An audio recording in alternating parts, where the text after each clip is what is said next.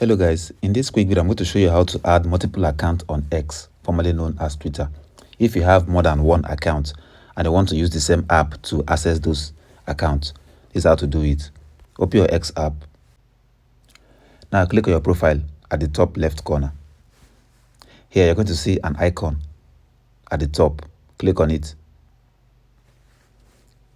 It will give you an option to create a new account or add an existing account. So it's up to you. If you have another X account, you can put that, or you can create a new account.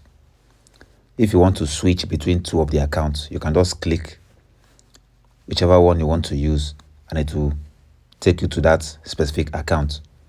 So that's how you use multiple accounts on X app. That's all for this video. See you guys in the next one.